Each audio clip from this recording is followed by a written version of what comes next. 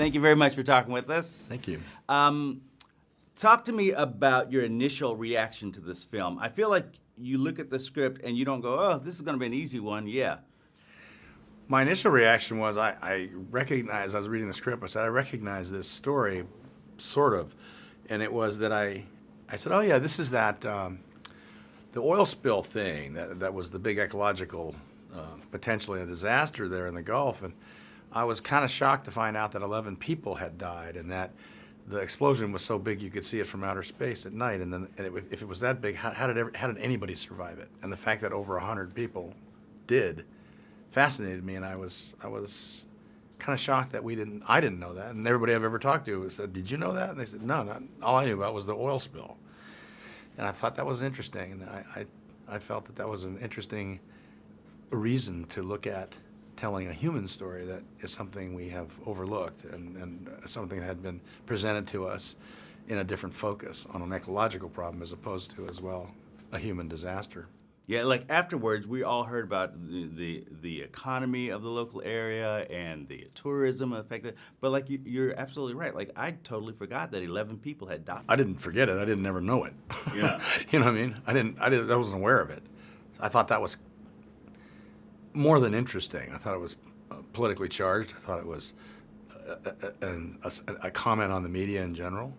Nobody, after all that time you didn't hear. I never saw that picture of that place, of that rig completely engulfed in flames, and the fact that anybody made it out.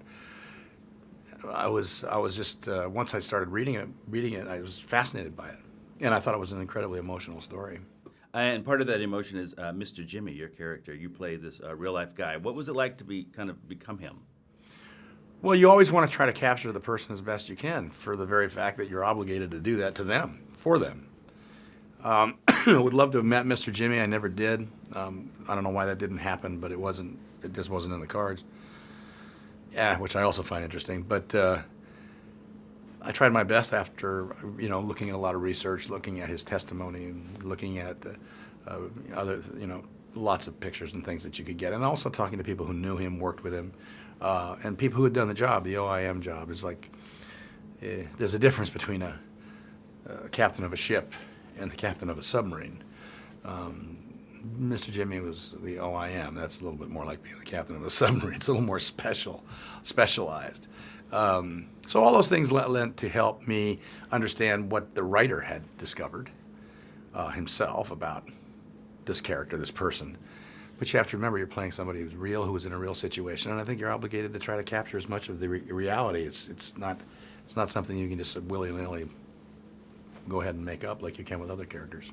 Part of that reality is fire and water and mud and water on fire. What was that like for you guys, for a crew? It's, when you're doing movies like that, it's just going to be the environment you're in that's going to be difficult. But it actually is helpful to you because that's the environment that you need to be in. Always for me, it's just the character. It's just the character in it, and ultimately, what's the story you're trying to tell? And that's going to be the director's vision, which you're trying to, as best you can, figure out, find out, and capture. So, if the environment's a little rough, then that's the picture you chose to do. What did you ultimately walk away of thinking about Mr. Jimmy and what type of person he is and irony. his character? To me, it was just pure irony. Here's a man who was being honored for the 7th year in a row in terms of a safety record, a flawless safety record. He was really concerned about his crew all the time and keeping them safe and being safe. And literally, that's the guy that was on his watch when this happened.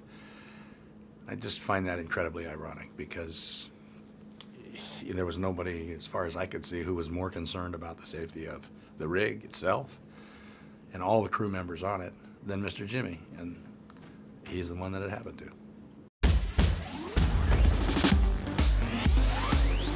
Made in Hollywood. Thanks for watching this interview. As always, don't forget to subscribe and let us know what you think in the comment section below.